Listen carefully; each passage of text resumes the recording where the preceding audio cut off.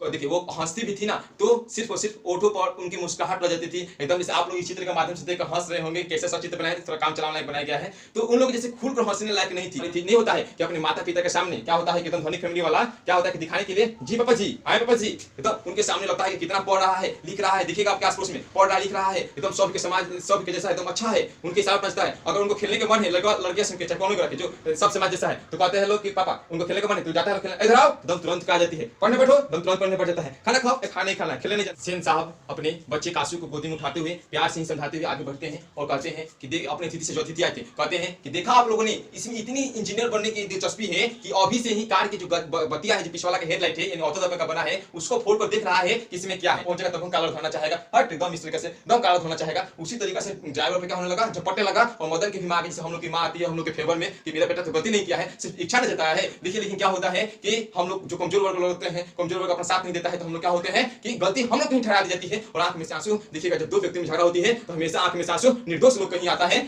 जैसे ही सेन साहब आते हैं तो बेचारी माँ जो बोल रही होती है सोफर को ड्राइवर के, वो अपना जैसे हम लोग गांव में क्या होती है हम लोग की माताएं, ये थोड़ा सा चुनरी जो साड़ी होती है उसको ढक लेती है और अपने जो ससुर बोलते हैं या बड़ बुजुर्ग या कोई भी महान आदमी के सामने थोड़ी सी सहम जाती है। तो इस तरह से हो जाती है और चुपचाप देखती है उनको मुंह को चुपचाप है। तो जारी ये माँ ही होती है जो चार एक रोटी होते हैं, चार टुकड़े हो गए होते हैं, 5 आदमी खानी होती है, तो कहती है कि मुझे भूख नहीं है। और रोल में खड़ा हो एकदम चुपचाप से सुनसान से सुन रहा था। जी जी कभी कभी मुझसे निकल जा रहा था, जी हम उसे समझा देंगे, जी हम उसे समझा देंगे। इसी जय हिंद दोस्तों, आज हम लोग पढ़ने वाले हैं क्लास 10 हिंदी के चैप्टर 2, जो कि हम लोग का चैप्टर का नाम है 20 के दांत। ठीक है दोस्तों, आपने थंबनेल पर देखे हैं कि यह जो चैप्टर होगा फिल्मी अंदाज के दुनिया में पढ़ाई जाएगी। यानी जैसे हम लोग किसी फिल्म को देखते हैं और तुरंत उसको ऐसा हम लोग दिमाग से कैप्चर कर लेता है कि हम उसकी कहानी को पूछा जाए लिखने के लिए तो हम लिख सकते हैं कम से कम 75% 80%। तो इस कहानी को आप लोग स्वयं में 6% लिख सकते हैं इसके सारांश को अगर पूछा जाएगा तो। दोस्तों हम इस कहानी को यानी जो 20 के दांत है, 20 के दांत कहानी का नाम क्यों पड़ा, क्योंकि देखिए जो ये कहानी है ना, और वाकई में कहते हैं कि आपको पढ़ाने के बाद से यानी देखिए जब लेखक का परिचय देंगे तो 2 से 1 मिनट तक ही आप लोग सिर्फ भाषा सुनिएगा। उसके बाद से इस चैप्टर को ऐसा पढ़ाया जाएगा कि अगर आप एक बार पुनः पढ़े होंगे या नहीं भी पढ़े होंगे तो आप लोग के दिमाग में ऐसा बैठ जाएगा कि जिंदगी भर नहीं भूल पाइएगा। जिस तरीके से एक अच्छे फेवरेट मूवी को, मोटिवेशनल मूवी को नहीं भूल पाते हैं, इसी प्रकार से नहीं भूल पाइएगा। मेरी ये आशा है आप लोग मेरी आशा के साथ साथ मैं विश्वास करता हूं कि आप लोग भी लास्ट तक बने रहिएगा जब तक ये कहानी मैं खत्म न कर दूं। देखिए दोस्तों, तो इसमें क्या होता है कि 20 के दांत की कहानी है। यह पूछा जाएगा सर्वप्रथम कि 20 के दांत क्या है, कहानी है कि भाषण है कि निबंध है कि क्या है, ऐसा पूछा जाता है। तो आप लोग को बताना है कहानी है। तो देखिए यह जो कहानी है इसका नाम 20 के दांत है क्यों पड़ा, तो किस प्रकार से एक मूवी के नाम एक रोचक टाइटल रखा जाता है, आकर्षक उसका नेम रखा जाता है, उसी प्रकार से नलिन बिलोचन शर्मा जी हैं तो इस कहानी के जो लिखे हैं उसको नाम रखे हैं 20 के दांत। इसके पीछे राज यह है कि क्या होता है कि महत्वाकांक्षी लोग यानी जो लाल दुला से परे होते हैं उनको कोई भी काम कोई भी बोल देते हैं उनका हो जाता है। जैसे सांप का होता है 2 गो दांत ही, तो इसी तरीका से इसमें जो आएगा मदन वो खोखा यानी कासू को मार के 2 गो दांत कुशा से तोड़ देगा। तो क्या होगा क्योंकि उसको पहले मारा होगा, तो उसी के नाम पर रखा है 20 के दांत, जो कि हम लोग के प्रश्न में पूछेगा, हम चर्चा करेंगे। तो पहले चल लेते हैं लेखक के परिचय के जान लेते हैं, उनके जीवन परिचय जान लेते हैं। तो देखिए आप समझिए कि 20 के दांत एक नई कहानी लग रही है, नया नाम है। तो सर्वप्रथम नया नाम है, इसका मतलब है कि नलिन बिलोचन शर्मा जी ने इस कहानी के लेखक हैं। तो इस तरीके से याद रखिएगा। और दोस्तों उसके बाद से थोड़ा सा लेखक परिचय के बाद से इंपॉर्टेंट उनके बारे में जानते हुए चलेंगे हम वो कहानी के बारे में।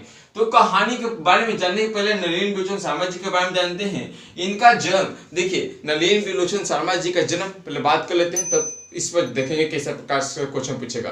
नलिन बिलोचन शर्मा जी का जन्म हुआ था हम लोगों का 18 फरवरी 1916 ईस्वी। 18 फरवरी 1916 ईस्वी कहाँ, पटना के बंदरहाट गांव में। उसके बाद से जान लेते हैं कि इनका जन्म 6 बजे शाम को हुआ। इसे नहीं पूछेगा, थोड़ा सा डिटेल हुआ। अब देखिए इनके जो पिता का नाम थे वह थे महोपाध्याय पंडित रामावतार शर्मा। तो रामा देखिए क्या थे, महामहोपाध्याय पंडित रामावतार शर्मा। तो दोस्तों ये इनके मतलब रामावतार शर्मा के ये कह सकते हैं कि ज्येष्ठ से चौथे ज्येष्ठ पुत्र थे, सबसे बड़े पुत्र थे, ज्येष्ठ में सबसे बड़े पुत्र थे। और देखिए आप कहिए कितना बड़का नाम पूछता है क्या, तो 2019 के क्वेश्चन बैंक से लेकर अभी तक 2022 तक के एग्जाम में ये नहीं पूछा जाएगा, यानी जीरो इसकी संभावना पूछने की। इनकी माता सिर्फ जान लेते हैं इनके बारे में थोड़ा बहुत, माता रत्नावती शर्मा, जो कि ये भी पूछने की संभावना कम रहती है। उसके बाद से हम लोग चर्चा करेंगे कि इनकी प्रमुख रचनाएं। तो प्रमुख रचनाएं आप लोग को बुक में दिया है, लेकिन उनमें भी प्रमुख है दृष्टिकोण और साहित्य का इतिहास दर्शन। पूछेगा कि दृष्टिकोण की रचना किसने की थी, तो बताइएगा नलिनी विलोचन शर्मा। साहित्य का इतिहास के दर्शन की रचना किसने की थी, तो नलिनी विलोचन शर्मा। मानदंड की रचना किसने की थी, नलिनी विलोचन शर्मा। उससे से प्रेमचंद की रचना किसने की थी, तो नलिनी विलोचन शर्मा। आप खुद एक मुंशी प्रेमचंद जी हैं जो कि कलम के सिपाही हैं, वही वाले मुंशी प्रेमचंद। ठीक है, अब देखिए बात करते हैं कि यह जो कहानी है 20 के दांत किस पुस्तक से लिया गया है। कहानी 20 के दांत तथा अन्य कहानियां, 20 के दांत तथा अन्य कहानियां के पुस्तक से लिया गया है। तो अब कहिए कि कौन सी कहानियां हैं, तो हमने भी पहले बार पढ़ा था तो नहीं अचंभव में हो गए थे। तो देखिए 20 के दांत तथा अन्य कहानियां पुस्तक से लिया गया है। आप चलेंगे कि कुछ कहानियों के बारे में जानने के लिए। दोस्तों आपसे पूछा जाएगा नलिनी विलोचन शर्मा जी के बारे में बताइए, तब बता सकते हैं। देखिए अंततः इनकी मृत्यु कह सकते हैं कि 12 सितंबर 1961 ईस्वी में हो गई थी। इनका मृत्यु लिख दिया जाए, मृत्यु इनका लिख दिया जाए तो 12 सितंबर 1961 ईस्वी में। ठीक है, अर्थात इनका जीवन काल जो था वह 42 साल का था। इनका जीवन काल कितना का था, वह 42 साल का था। तो नलिनी विलोचन शर्मा जी के बारे में क्वेश्चन आएगा, इनका जन्म कब हुआ था या कहाँ हुआ था। इनके माता पिता की नहीं आएगी। इनके प्रमुख रचनाएं में जैसे आएगी दृष्टिकोण, साहित्य का इतिहास दर्शन, मानदंड, प्रेमचंद, इन सब आ सकती है। ठीक है, यह कहानी कहाँ से लिया गया है ये अभी तक तो नहीं पूछा गया है, हो सके तो पूछ ले। तो थोड़ा सा खड़े देख लीजिएगा, देख लेने से क्या होगा कि ऑप्शन भी देगा तो आप लोग छोड़ने वाले नहीं है, क्योंकि आप लोग तेज है, आप लोग चल रहे हैं 100 में 100 मार्क्स लाने के लिए। तो देखिए उनके बारे में थोड़ा बहुत चर्चा कर बता देंगे। उसके बाद से देखिए जो कहानी है किसके आधार पर लिखा गया है, ये जो नलिनी विलोचन शर्मा जी हैं यह एक प्रसिद्ध आलोचक है। आलोचक देखिए आप लोग का दोस्त होते हैं, जैसे कहते हैं कि निकट नेरे राखिए आंगन कुटी छवाए, बिन पानी साबुन बिना निर्मल होत सुजाए। यानी अपने जो करीबी होते हैं, जो आपको निंदा करते हैं, जैसे देखिए आपको महान बनना पड़ेगा, महान तभी होंगे जब नींद और निंदा को त्यागना होगा, पागल जिद्दी बनना होगा। महान कब होंगे, नींद और निंदा को त्यागना होगा, पागल जिद्दी बनना होगा। तो उसी तरीका से नलिनी विलोचन शर्मा जी हैं एक प्रसिद्ध आलोचक हैं। किस तरह से होता है, एक विपक्ष एक प्रतिपक्ष, यानी जैसे ही हम लोग का नेता होता है तो उसका एक होता है विपक्ष भी, कि तुमने एक ऐसा काम किया, तुमने एक ऐसा काम किया, ताकि उसके कमियों को बताए और सरकार उस कमियों को दूर करे। इसी प्रकार से नलिनी विलोचन शर्मा जी कमियों को बताते हैं और कमियों को दूर करते हैं। तो इस कहानी के माध्यम से क्या बताने वाले हैं हमारे समाज में, देखिए बताने वाले हैं कि यह कहानी सामाजिक भेदभाव, अभी पता चलेगा किस प्रकार से भेदभाव है इसमें,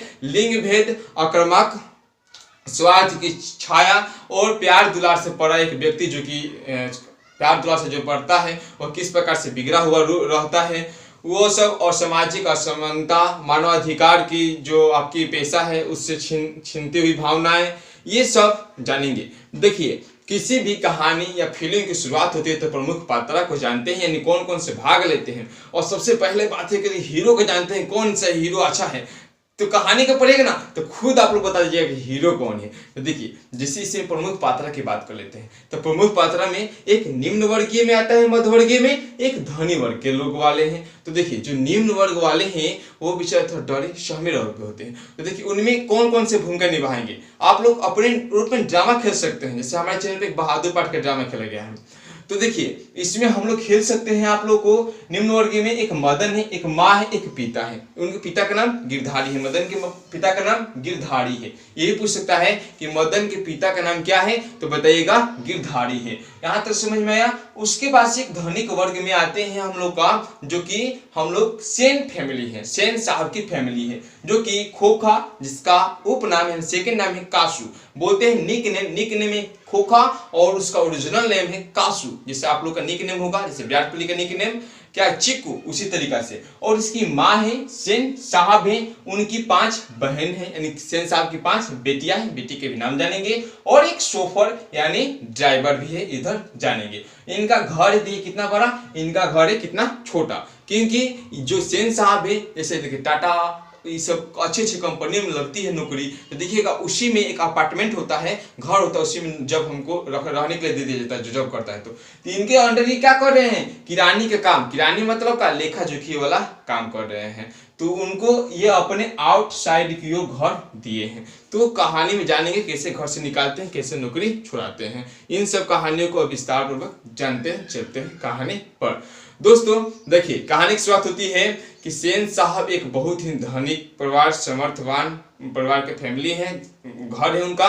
और देखिए उनके घर के सामने एक चमचमाती हुई कार है जिसका रंग है काला। तो पूछेगा कि सेन साहब के जो सामने वाली घर के सामने कैसी रंग की कार थी, तो काला रंग की कार थी। उसकी कीमत कितनी थी, तो बोल सकते हैं कि 7,500। उसकी कीमत थी हम लोग का 7,500, जो कि यहाँ पे आप लोग को दिखाई दे रहा है कि 7,500 लिखा गया, 7,500 थी। वो एक जो कोयले की जैसे कोयल होता है, तो जैसे कोयल का रंग होता है उस प्रकार से एक चमकती हुई कार थी, जिसमें से आप चेहरा भी देख सकते हैं। देखिएगा जो न्यू कार आती है उसमें ताकते हैं तो हम लोग का ही चेहरा दिखाई देता है। तो उसी प्रकार से उनके घर के सामने, यानी उनके बोल सकते हैं जहाँ रहते थे लोग, घूमते थे लोग, वो उनकी चमचमाती हुई कार थी।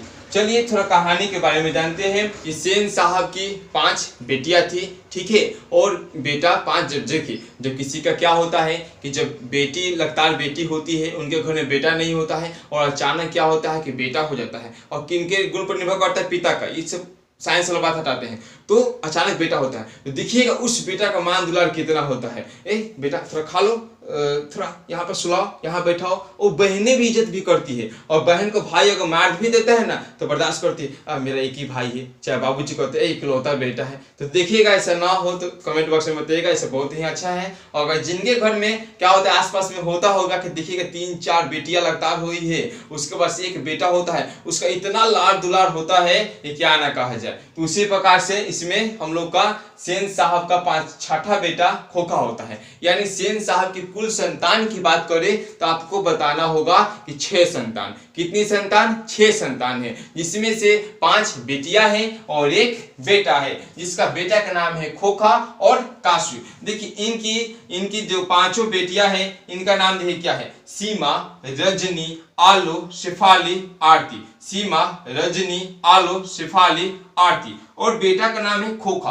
अगर पूछा जाएगा कि सेन साहब के संतानों के नाम बताइए, संतान कितने थे, तो 6, 5 लड़कियां और एक लड़का। लेकिन पूछा जाएगा कि लड़कियां कितनी थी, तो बताइएगा 5, लड़के कितने थे, 1, इस प्रकार से बताइएगा।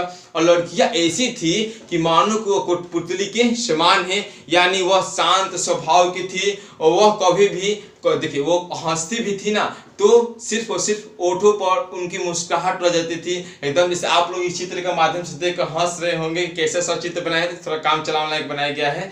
तो उन लोग जैसे खुलकर हंसने लायक नहीं थी, शरारती थी, जैसे बोल सकते हैं कि एक सब जैसे दिखने वाली थी। नहीं होता है कि अपने माता पिता के सामने क्या होता है कि एकदम धनिक फैमिली वाला क्या होता है कि दिखाने के लिए, जी पापा जी आए, पापा जी, तो उनके सामने लगता है कि कितना पढ़ रहा है, लिख रहा है। दिखेगा आपके आस पड़ोस में पढ़ रहा है, लिख रहा है, एकदम सभ्य के समाज, सभ्य के जैसा एकदम अच्छा है, उनके हिसाब से नचता है। अगर उनको खेलने के मन है, लड़का लड़कियां संग के, चाहे कौन को रखे, जो सब समाज जैसा है, तो कहते हैं लोग कि पापा उनको खेलने का मन है, तो जाता है लोग खेलने, इधर आओ, एकदम तुरंत का आ जाती है, पढ़ने बैठो, एकदम तुरंत पढ़ने बैठ जाता है, खाना खाओ, खाना नहीं खाना है, खेलने नहीं जाना है। यानी जो उनको कठपुतली का हाथों पर नचाने वाला, जैसे अंग्रेज हम लोगों को कठपुतली बना दिया था, जो कि बंगाल के विभाजन में पड़े थे कि मीर कासिम को क्या हुआ था, कठपुतली बना दिया था ना, लावट कलाई। तो उसी प्रकार से क्या हुआ कि सेन साहब कठपुतली जैसी उनकी बेटियां थी उनके सामने, कि जैसा भी चाहेंगे कर लेंगे।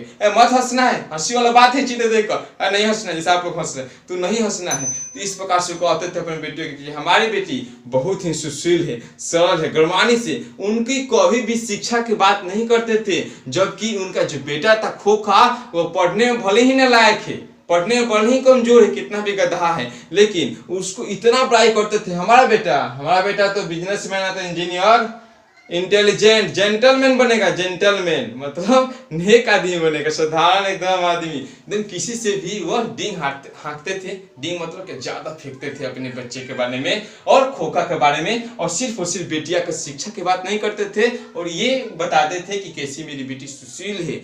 देखिएगा, आप लोग अनुभव करते होंगे कि जैसे ही पापा आते हैं एकदम शांत स्वभाव से कोई लड़का होता है, चल जाते हैं तो चल चल लट्टू खेलने चल, गोली खेलने चल, कांच खेलने चल, ऐसी मतलब काफी शरारतें उनकी हरकतें हो जाती है। आप लोग ऐसे फीलिंग कर रहे हैं मेरे साथ साथ, चलिए फीलिंग करते हुए।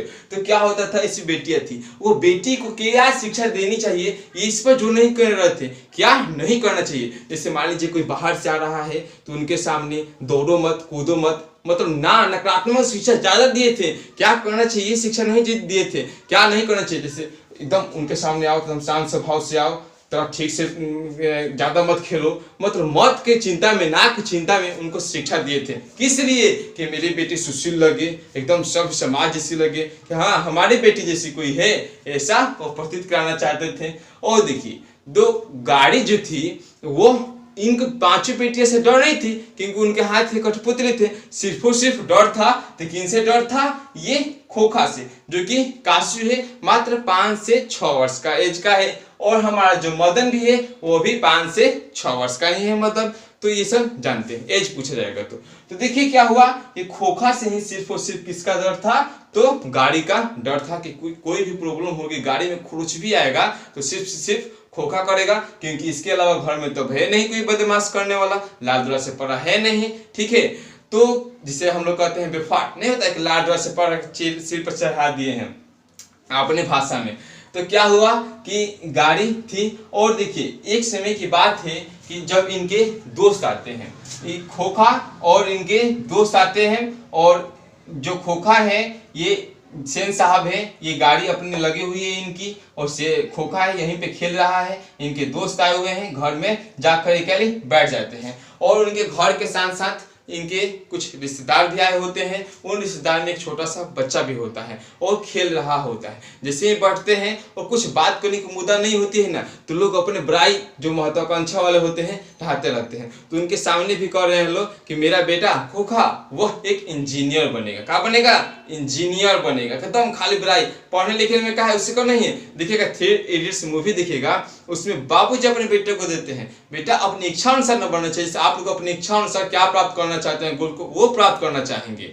तो वो अपना थोप रहे थे कि मेरा बेटा मेरे पर गया है एकदम, जैसे कोई देखिएगा क्या कहता है कि मेरा बेटा मेरे पर गया है, एकदम मेरे पर गया है। तो इसी तरीका से जो खोखा सेन साहब थे वो अपने खोखा को कह रहे थे कि मेरा बेटा मेरे पर गया है और यह तो इंजीनियर बनेगा, पूरा बड़ा मैन बनेगा, जेंटलमैन बनेगा, जेंटलमैन, इस तरीके से कह रहे थे। एकदम डींग हाँक रहे थे अपने दोस्तों के बीच में, उन लोगों को एकदम बोरिंग लग रहा था सुनते सुनते। तो क्या हुआ, एक तरफ उनके रिश्तेदार के आया था 4 साल का लड़का, जिससे छोटा था, उसके कुछ हरकतों को देखकर वो उसके जैसे ही अभी बुराई करना चाहे, जैसे देखिए क्या होता है कि किसी का तेज रुकता नहीं, तेज सामने आ ही जाता है। जैसे देखिए हम बताना चाहते हैं कि आपकी जो आप कितना भी फेल वेल लगाकर साफ सुथरा हो जाइए, लेकिन आपकी सूरता खूबसूरता कैसी चमक आएगी, आपकी नॉलेज पर, क्योंकि ये जो खूबसूरती है ना ये एज के साथ ढलती चली जाएगी, लेकिन जो हम लोग का कला है, अंदर का कला है,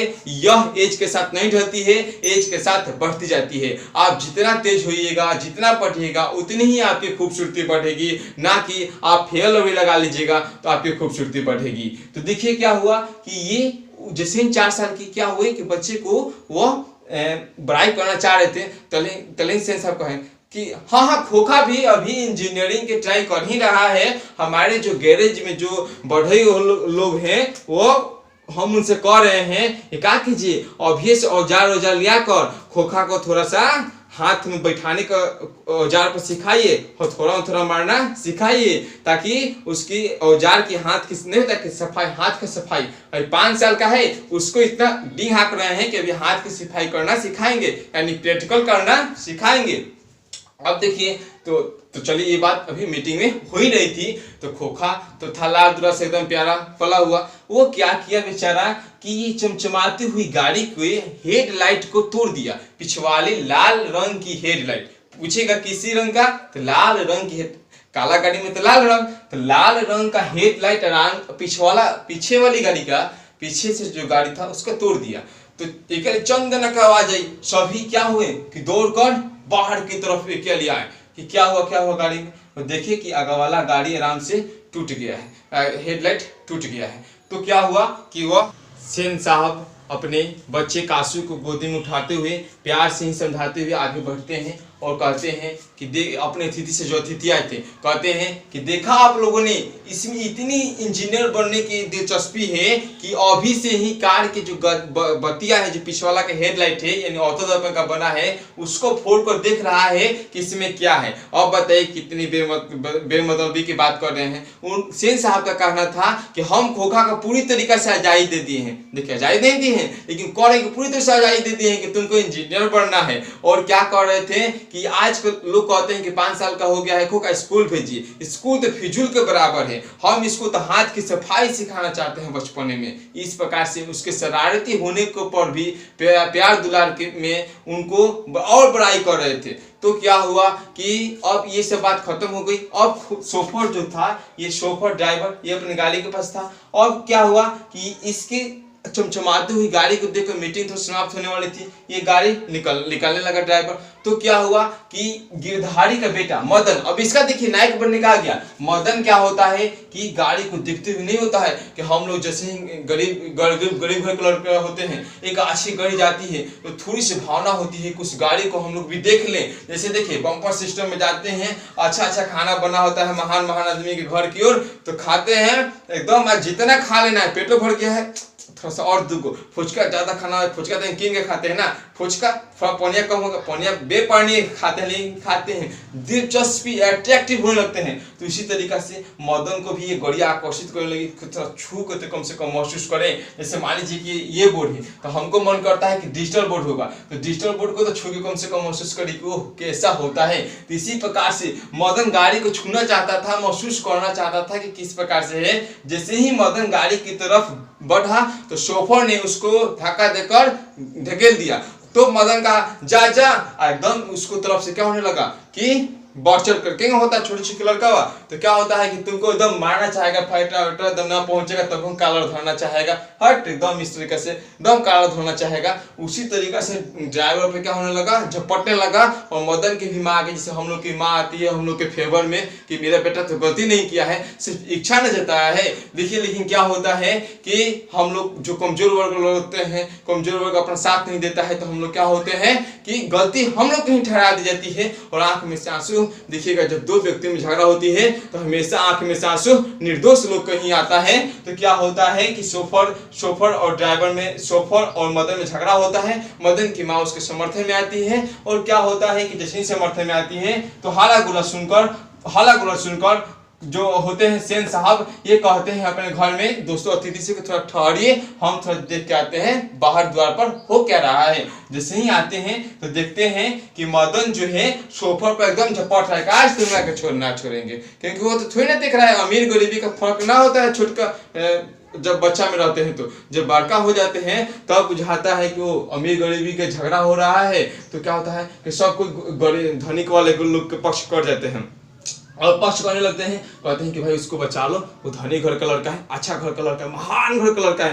कहे ने वो गलती किया हो एकदम हम लोग बचा लेते हैं, जिससे गरीब की हार हो जाती है। अगर यही लास्ट में चर्चा करेंगे कि उसकी लड़ाई होती है, अगर आहत में लड़ाई होती, पीछे लड़ाई होती तो मदन की हार होती। तो देखिए यहाँ पे क्या होता है, जैसे ही सेन साहब आते हैं तो बेचारी माँ जो बोल रही होती है सोफर को ड्राइवर के, वो अपना जैसे हम लोग का गांव में क्या होती है, हम लोग की माताएं ये थोड़ा सा चुनरी जो साड़ी होती है इसको ढक लेती है और अपने जो ससुर बोलते हैं या बड़ बुजुर्ग या कोई भी महान आदमी के सामने थोड़ी सी सहम जाती है। तो इस तरह से हो जाती है और चुपचाप देखती है उनको, मुंह को कि वो चुपचाप है तो जड़ी सी चुपचाप हो जाती है। तो कहते हैं तो तभी मदन नहीं डर रहा है, मदन आओ अरे जा एकदम तरह के देखे ऐसा कह रहा है। तो क्या होता है कि जैसे वो सहमी हुई होती है बेचारी, और क्या होता है कि सेन साहब समझाते हैं कि देख लो मदन की माँ, इसे अभी ले जाओ। देखो यहाँ पे लिखे हैं, यहाँ पे हम लिखे हैं कि मदन की माँ से कहते हैं कि मदन की माँ, मदन के ले जाओ और देखना वह फिर ऐसी हरकत ना करे।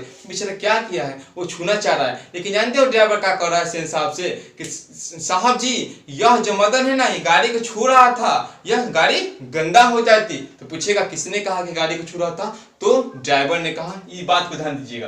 पुनः पूछेगा कि मदन की माँ मदन को ले जाओ और देखना वह फिर ऐसी हरकत ना करे। किसने कहा था? सेन साहब ने कहा था। किनसे कहा था? मदन की माँ से कहा था। बेचारी मदन की माँ उसको लेकर आई, लेकिन उसको आने के पहले वो बेचारी देख रही थी कि मेरा बच्चा का जो ठेवना है, बाएं हाथ बाएं पैर का घुटना था, वो क्या हुआ, वो रगड़ के कारण फूट गया था, उससे खून बह रहा था। वो खून की पुष्टि हुई क्योंकि वो माँ थी, एक सहमी हुई बेचारी निम्न वर्गीय फैमिली। देखिए गरीब वर्ग की फैमिली बड़े बड़े लोगों के सामने थोड़ा सहम जाती है, लेकिन उसकी ममता होती है अपने माँ के प्रति, बच्चे के प्रति, तो वो बेचारी लेकर चले जाती है। देखिए एक ये माँ ही होती है जो एक रोटी होते हैं, 4 टुकड़े हो गए होते हैं, 5 आदमी ये खानी होती है, तो कहती है कि मुझे भूख नहीं है, और वह माँ अपने बच्चे को लेकर चली आती है। तो देखिए क्या होता है कि जब गिरधारी जो कि किरानी था सेन साहब के, वो जब आते हैं उनके घर में, तो क्या होता है, जब किरानी थे उनके घर में आते हैं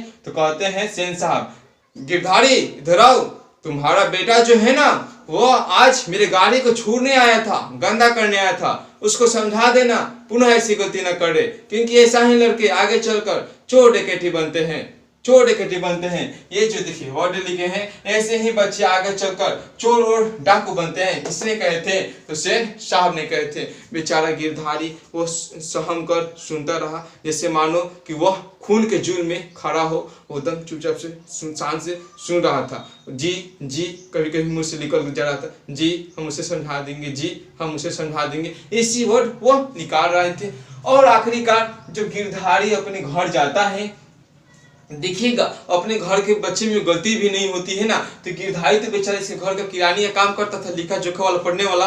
तो सोचा कि अगर ना इसको मारेंगे, ना सुधरेगा, तो फिर गलती करेगा तो मालिक हमको नौकरी से हटा देगा। तो जो कि पेशा वाला बताया गया है, तो वो अपने पेशा के डर से, रोजगार के डर से कि मेरे घर का खर्चा कैसे चल पाएगा, क्योंकि रोजी रोटी उसका वही है, रोटी वही है, मेहनत का पैसा है। तो वो क्या करता है कि सहम जाता है बेचारा वहां पे, और अपना मदन के ना गलती कही हुई भी मदन को इतना मारता है कि कहा ना कहा जाए। मदन को बहुत ही मारता है, और जो कि मदन को मारता है, मदन बहुत चिल्ला कर रोता है, नहीं रोते हैं, दम चिल्ला कर रोते हैं, माँ माँ बचाओ, माँ बचाओ, इस तरीके से यह खूब रोता है। उसकी पिटाने की भी आदत हो चुकी है, लेकिन वो आज भी ज़्यादा पिटा रहा होता है। वो इतना ज़्यादा पिटा रहा होता है क्योंकि इन लोगों का आउट हाउस में देखिए घर है, तो उसकी जो आवाज़ है पिटाने की, तो वो ऐसा उनके पापा पीट देते हैं कि उसकी सिसकियों की आवाज़, और काफ़ी 5 साल की उम्र का है, और उसकी रूह जो है वो काफ़ी सिहर जाता है, वो बेचारा डर जाता है, सहमा सा हो जाता है,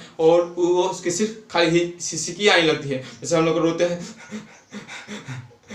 ऐसा हम लोग करने लगते हैं। तो वो बेचारा जो सिसकी भी ले रहा था, इतना जोर से ले रहा था कि जो सेन साहब उसकी पत्नी एकदम निचिंताश हुई थी, तो वो भी कर रहे थे, ये काम बखस, ये हम लोग का सोना हराम कर दिया है, कोए की तरह चिल्ला रहा है। देखिए लिखे हैं हम यहाँ पे कि काम बखस कैसा कोए की तरह चिल्ला रहा है, किसने कहा था? तो बताइएगा सेन साहब की पत्नी ने, जो कि भिख मांगा भी कही थी। कह देगा कि भिख मांगा कहीं का किसने कहा था? तो बताइएगा सेन साहब की पत्नी ने, यानी मतलब इस तरह से हिचकी ले रहा था। तो इनके आउट हाउस के होने का इनके घर तक की भी आवाज आ रही थी, और इनके जो पापा जो सेन साहब थे, मदन के पापा गिरधारी, मतलब गिरधारी उसको समझा था। देखिए तो कह रहे थे कि देखिए गिरधारी को हमने बुलाकर समझा दिया, अपने पत्नी से बुराई कर रहे हैं, देखिए बुराई कर रहे हैं। तो गिरधारी खुद समझदार, कितना समझदार आदमी है कि अपने बेटे को आज सिखाया है। और बताइए मारे हैं बेचारा, गलती भी नहीं किया तभी मारे हैं, कितना अच्छा काम किया है। सेन साहब कर रहे हैं, बड़ाई ढा रहे हैं अपने पत्नी के सामने, ठीक है। तो बड़ाई, तो इनके झिझार की आवाज़ सुनते हुए और उनकी जो पत्नी थी सेन साहिबा और बुखला गई, और उनकी खींच पे उतारी है। नहीं होता है कि कोई टीचर होते हैं कि अपने ही क्लास में तनाशाह के भाव देते हैं, बच्चे को स्वतंत्र से पूछने की इजाज़त नहीं देते हैं, जो कि स्वतंत्र से पूछने देने चाहिए और दोस्त की भावना से पढ़ाना चाहिए। तो उसी प्रकार से एकदम दूसरे किसी खींच उतारते हैं, हाई छात्र कहो। तो क्या हुआ कि खीस उतारने के लिए क्या किए कि अब खीस उतारने के लिए अब अपने ही पति सेन साहब की खीस उतारने के लिए अब मदन पर देखिए वो क्या बोल रही है जैसे सोई हुई भंगवाई हुई है और थोड़ा सा गपसप बात हो रही है, गपसप बात हो रही है ये सब कि मदन कहेंगे कोई की तरह सब, और सोई हुई है और बोल रही है spare the rod and spoil the child, इस तरीके से वो आवाज निकाल रही है, बोल रही है। पुनः ये जब शांत नहीं हो रहे हैं तो ये बात बोली है कि काम बखत से कितना कोई की तरह चिल्ला रहा है, सिसकी ले रहा है। तो इस प्रकार से वो रो लेता है। तो मदन भी कहता है कि आ खोखा तुम्हारा नहीं होता है कि हम बड़के लोग से पिटा है, छोटका लोग के दम रखते हैं, क्या आओ तुम्हारा भी तो बेटा है ना, तुम हमारे पापा से पिटवाया है, आओ तुम्हारे को आओ। तो क्या होता है कि जब अब अतिथिगण होते हैं, अतिथिगण वाला थोड़ा सा बात फिर कर लेते हैं कि जब इस सोफर से पिटाई करके चले जाते हैं तब अतिथिगण आते हैं। रात को बात के पहले वाली कि अतिथिगण जब आते हैं अपने ड्रामे खेलेगा, तो अतिथिगण जब आते हैं अपने अपने घर जाने के लिए, तो क्या होता है कि जैसे हम घर जाने वाले होते हैं इन सब गाड़ियों से निकाल कर तो देखते हैं अरे बैठते तो अरे मेरे गाड़ी के चक्का का तो हवा ही नहीं है, पंचर ही क्या।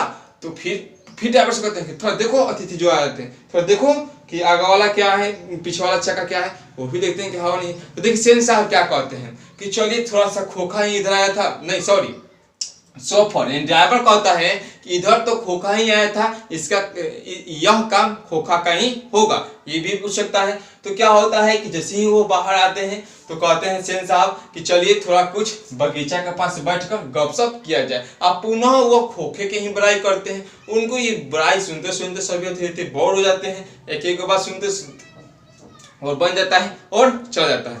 अब देखिए क्या होता है कि मदन क्या होता है गली में लट्टू नचा रहा था। तो पूछेगा कौन सा खेल खेल रहा था, गली में कहाँ खेल रहा था, गली में कौन सा खेल खेल रहा था, लट्टू नचा रहा था। तबे पहुंचता है खोखा पहुंचता है निकास, तो उसकी तबीयत बिगड़ जाती है मदन की, यानी दम खिसला जाता है कि अरे तोरे पापा के चलते हमारे पापा को सिखाया है, इसीलिए हमारे पापा बहुत मारा है हमको, तुमको आज ना छोड़ेगा।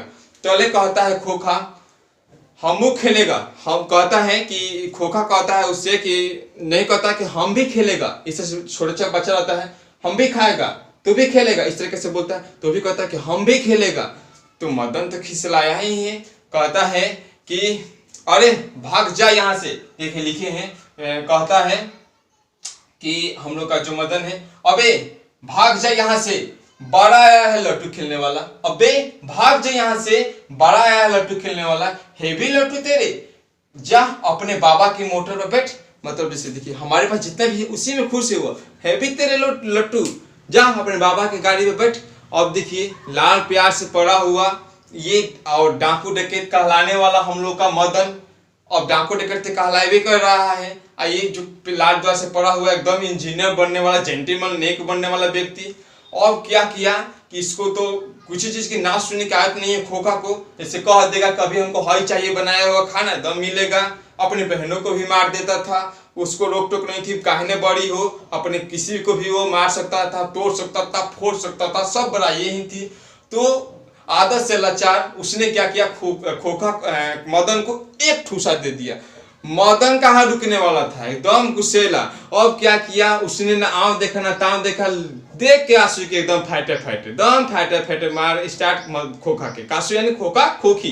तो क्या हुआ, मारने लगा। उसके बाद से लड़ाई के बीच काफी झगड़ा बढ़ता गया, और जो वहां के पड़ोसी थे मतलब उनके बच्चे देखिएगा मजा लेते हैं, तो मार मार मार खोखा मार इस तरह से करते हैं। अब कोई मदन के पक्ष में था, फिर भी वो सहमे हुए थे। अगर बड़े बड़े लड़ाई होता है तो सभी लोग धनिक वर्ग के साथ देने लगते हैं, लेकिन वहां पे सभी लड़के ने क्या किया कि न अपने पिता के मालिक के बच्चे को साथ दिया, ना ही अपने साथ ही निम्न वर्गीय फैमिली, गरीब फैमिली मदन का साथ दिया। दोनों के बीच लड़ाई होता रहा। आखिरकार मदन ने खलनायक, जो कि यहाँ पे खलनायक की भूमिका निभा रहे खोखा, उनका 2 दांत तोड़ दिया, जो कि 20 के दांत पाठ का नाम रखा, और नायक बन गए हमारे मदन। देखिएगा फिल्म का नायक ही लास्ट पे एकदम मारता है तो कितने पिटाता है तो कम मारता है वही।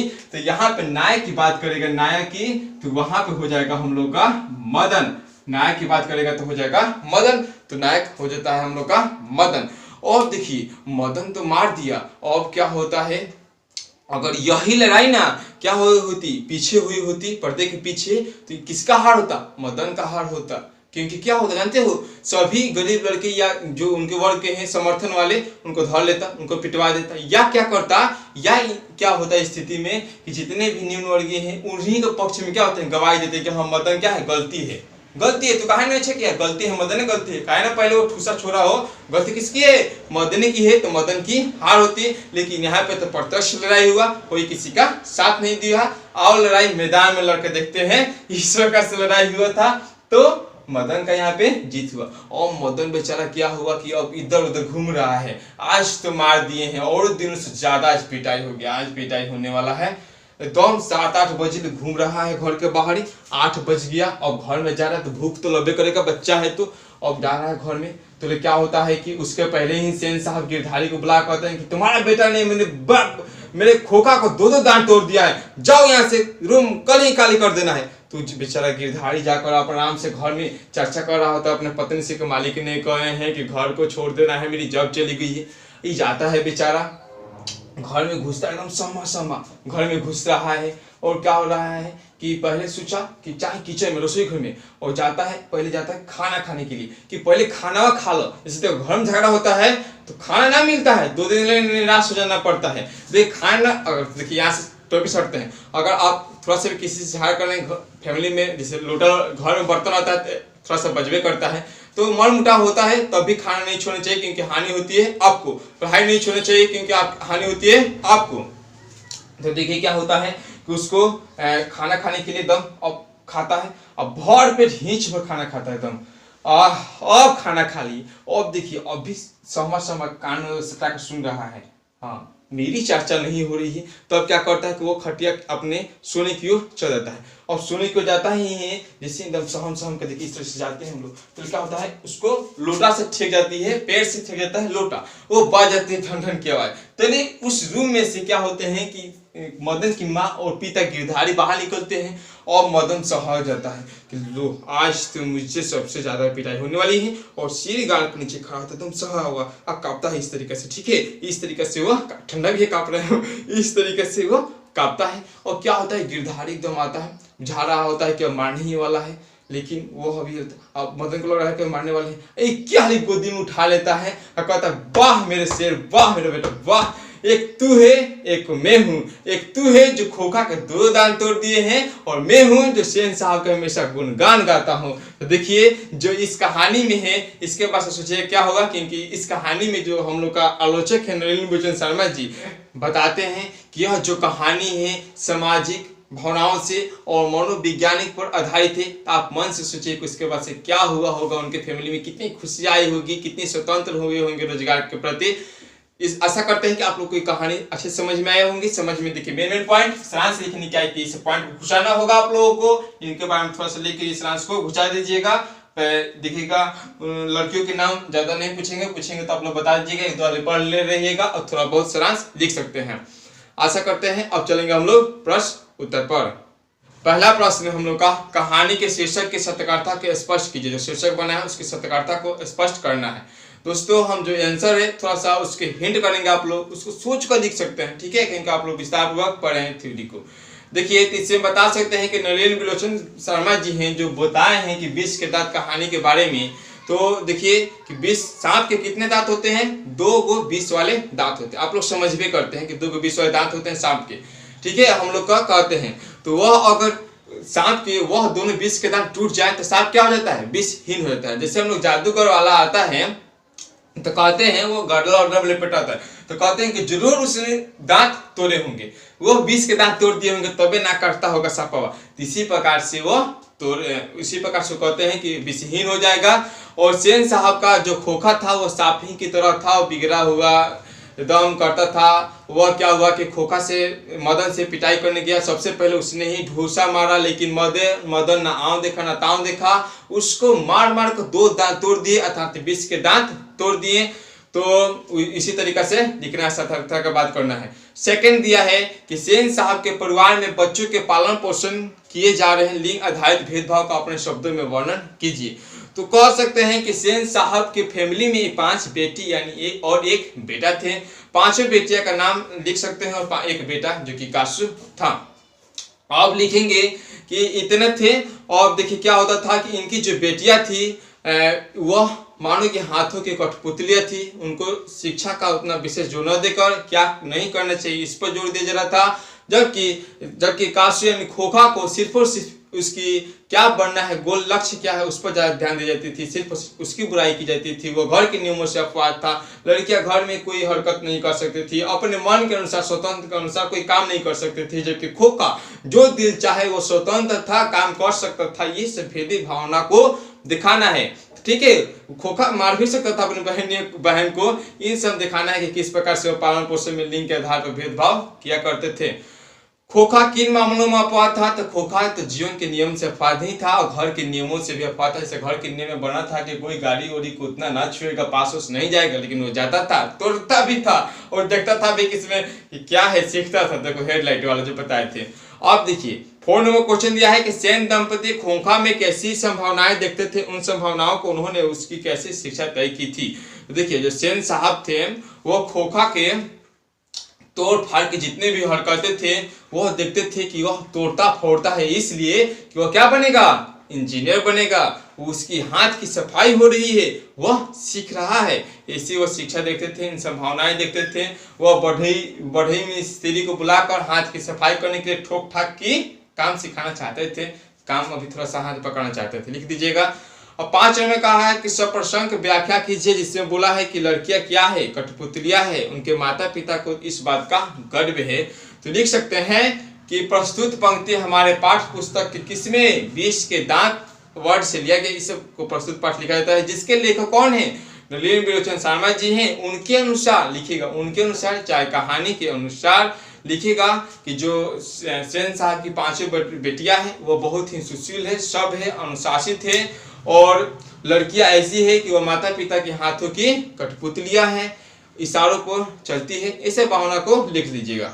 ख नंबर में दिया है खोखा के दुर्लित स्वभाव के अनुसार ही सेनों ने सिद्धांतों को भी बदल दिया। मतलब उसके प्यार और दुलार से जितने भी ना होता है कि बचपन में हरकतियाँ तो वही अपना नियम जो बना कर रखे हैं घर में कि एकदम बॉल को एकदम हम कहेंगे तो भूतेगा, तुम कहोगे तो खाओगे, पहले कौन खाएगा, इस सब नियमों को खोखा कैसे हटा दिया है इसी प्रकार से लिखना है। ऐसे ही लड़के आगे चल के गुंडे चोर और डाकू बनते हैं, इसके बारे में लिखना है। तो देखिए यह फिर लिखेगा कि प्रस्तुत पंक्ति हमारे 20 के दांत के से लिया गया है, जिसके रचयिता है नलिनी बिलोचन शर्मा जी हैं। इस वाक्य के माध्यम से कवि कहना चाहता है, चाहे कवि कहानी में यह वर्ड तब कहा गया है जब मदन क्या होता है कि गाड़ी को छूने के जुर्म में पिटा रहा होता है, नहीं सॉरी, गाड़ी को जब छुआ है तो पिटा नहीं रहता ना, छुआ है मदन को और ड्राइवर वाला शोफर को। तो सेन साहब कहते हैं कि ऐसे ही चलकर किससे, गिरधारी को जब समझा रहे होते हैं। तो वो वाला बात जो हमने आपको समझाया है तो वो वाला लिख लीजिएगा। हंस कोआ की जमात में शामिल होने के लिए ललक गया। मतलब देखिए क्या हुआ कि नलायक जो घर के नलायक ना होता है, नलायक हम लोग को लोग कहता है लट्टू उट्टू खेलते हैं तो वाह कितना नलायक लड़का है, ठीक है, बिगड़ेल बच्चा है। तो उस बिगड़ेल बच्चा में एक आ गया एकदम अपने आप को सुशील मानने वाला, सब समाज को मानने वाला, कौन, हम लोग का ये खोखा। तो उसी बात को लिखना है कि किस प्रकार से पिटाई झगड़ा हुआ। सेन साहब के और उनके मित्रों के बीच क्या बातचीत हुई, पत्रकार मित्र ने उन्हें किस तरह उत्तर दिया। तो सेन साहब के ड्राइंग रूम में सेन साहब कुछ मित्र और पत्रकार के साथ उपस्थित थे। बातचीत में उनका बेटा क्या बनेगा, क्या बढ़ेगा, कैसे इंजीनियर होगा, यही सब बातचीत कर रहे थे। और वो बता रहे थे कि मेरा बेटा जो है जेंटलमैन बनेगा, मेरे ही पे जाएगा, उसको पूरी आज़ादी है, वो स्वतंत्र है, इसी सब चर्चा लिखिएगा। मदन और ड्राइवर के बीच विवाद के द्वारा कहानीकार क्या बताना चाहता है। तो देखिए मदन और ड्राइवर के बीच विवाद के कारण कहानीकार हमें यह बताना चाहता है कि जो ड्राइवर है वह अभी एक निम्न मध्यवर्गीय फैमिली का ही है, लेकिन वह अपने मालिक का गुलाम है, यानी मालिक के ही कहा अनुसार चलता है। वह मदन का साथ न देकर वह अपने मालिक का साथ दे रहा है, वफादारी निभा रहा है। इस प्रकार से इसी सब लिखेगा, धकेल देता है, झगड़ा कर देता है, उसकी ठेवना छिला जाती है, मतलब ठेवना पर रगड़ा जाता है, चोट आ जाती है, ये सब लिखना है। कासू और मदन के बीच झगड़े का क्या कारण था, इस प्रसंग को लेखक का क्या दिखाना चाहता है। तो देखिए कासू और मदन के बीच झगड़े का अंत बताइए कि लट्टू, अबे तेरे पास लट्टू है, जा अपने बाबा के गाड़ी पे खेल, और ना सुनने का इतनी तो ठुस्सा मारता है। पुनः क्या होता है कि मदन उस पर कूद पड़ता है, एकदम दांत टूट जाती है।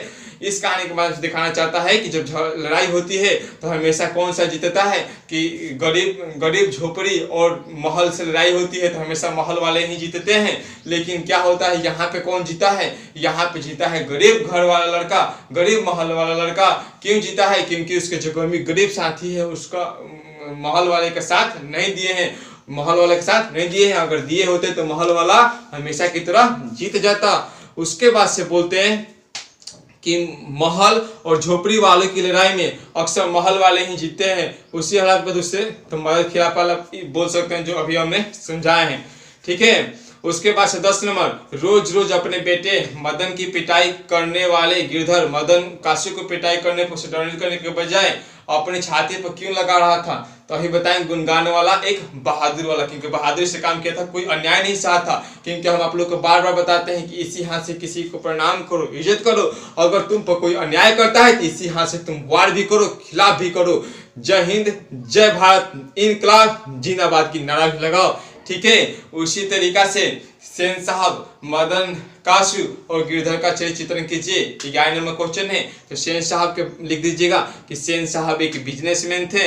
वह आर्थिक दृष्टिकोण से काफी संपन्न थे, यानी धनिक वर्ग के लोग थे। उनके सामने उनका एक पुत्र था, 5 पुत्रियां थी। उनकी एक गाड़ी चमचमाती हुई काली रंग की थी, जो कोयल पक्षी के रंग के समान थी। और बोल सकते हो कि वह अपने बेटे को इंजीनियर बनाना चाहते थे। इसी से बात लिख देना है। और मदन एक गरीब बाप का बेटा, यानी गिरधारी का बेटा था। उसमें क्या है, एक साहस थी अन्याय के खिलाफ लड़ने की, न्याय के खिलाफ आवाज उठाने की। इस तरीके से वर्ड लिखोगे। ठीक है। उसमें अमीर गरीब का कोई फर्क नहीं रखता था। और काशु यानी खोखा, तो काशु लिख सकते हो, काशु सेन साहब का एक इकलौता बेटा है। काशु का दूसरा नाम खोखा है। काशु जो कि उसके पिताजी उसे इंजीनियर बनाना चाहते हैं। मदन वाला झगड़ा उसके बाद से लिख दोगे। वो गाड़ी को तोड़ फोड़ करता है, सब लिखोगे। गिरधारी के बाद अभी हमने जाना, गिरधारी एक निम्न वर्गीय मध्य वर्गीय का व्यक्ति है। उसका एक बेटा मदन है। वह सेन साहब के यहाँ किरानी का काम करता है। और यही सब बात को लिखोगे। ठीक है। पुनः दिया है 12 नंबर क्वेश्चन में कि आपकी दृष्टि में कहानी का नायक कौन है। तो देखिए, हमारी दृष्टि में कहानी का नायक बात करें तो नायक की बात करते हैं तो यहाँ पे आ जाएगा मदन को ही लिया जाए, मदन नायक है। इसी प्रकार से लेकिन बात करें नायक की, मदन लेंगे यहाँ पे, तो नायक में अगर मदन को यहाँ पे ले रहे कहानी के माध्यम से, क्योंकि विजेता है, तो कहानी देखा जाता है कि किसके इर्द गिर्द घूम रहा है। तो किसके इर्द गिर्द घूम रहा है तो यहाँ पे नायक हो जाएगा काशु। क्योंकि खाली खोखा जहां देखो तहां इसी का इर्द गिर्द किसके घूम रहा है, इसको चर्चा करते हैं। देखा जाता है कि खोखा काशु के ही घूम रहा है, इस पर चर्चा कर लोगे। ठीक है। उसके बाद से आरंभ में ही कहानीकार का स्वर व्यंग कीजिए, मतलब किस प्रकार से वह इस कहानी को स्टार्ट करते हैं और कर रहे हैं। तो कहानी का तुम लोग शुरू में ही लिख लोगे। और 20 के दांत कहानी का शीर्षक सारांश लिखे, तो सारांश आप लोग आसानी से लिख सकते हैं। थोड़ा बहुत दिन के फैमिली के बारे में चर्चा कर दीजिएगा, आराम से हो जाएगा आसानी से। कि सारांश लिखना हो तो 20 के दांत की कहानी के लेखक है नलिनी विलोचन शर्मा जी। इनका जन्म आप लोग लिख सकते हैं 28 फरवरी 1916 ईस्वी को हुआ था। इनके माता पिता ने लिखी, इनका प्रमुख रचना लिख दीजिए। उसके बाद कि 20 के दांत किन कहानी के नाम रखें। उसके बाद से इस कहानी का उद्देश्य क्या है, लिंग भेद दिखाना, सामाजिक असमानता, ये सब दिखाना। उसके बाद से आ जाइए मदन पात्र कौन कौन से भाग निभाए हैं, यही सब लिखा जाता है। उसके बाद से पाठ के आसपास एक साहित्यकार के रूप में नलिनी विलोचन शर्मा के बारे में अपने शिक्षक से जानकारी लीजिए। तो उन जितने भी रचना है सब लिख सकते हैं। भाषा की बात में आते हैं मुहावरे में, जैसे आंखों का तारा वह मेरी आंखों का तारा है, यानी बहुत प्यारा। यानी बोल सकते हैं कि जैसे क्या था, खोखा वह अपने पापा के आंखों का तारा था। उसके बाद से खाल उधेरना, जैसे गिरधारी एकदम मार कर अपने मदन को खाल उधेर दिया था। तो यानी खाल उधेरने का मतलब ज्यादा पीटना, यही कर सकते हो ना। नहीं कहते खाल उधेर देंगे, आज ज्यादा पिटाई हुआ है, मतलब क्या कर सकते हो, ये गिरधारी ने मदन को खाल उधेर दिया।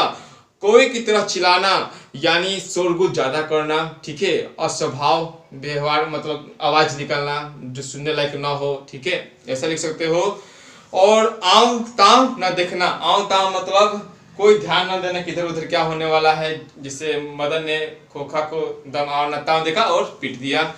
मारा मारा फिरना, यानी आप लोग बेरोजगार फिरना, इधर उधर घूमना, मतलब जैसे मदन मारा मारा फिर रहा था, पुनः 8 बजे गया, तो वही लिखोगे कि पिटाई के डर से मदन मारा मारा फिर कर 8 बजे खाने के लिए पहुंचा, घर पहुंचा।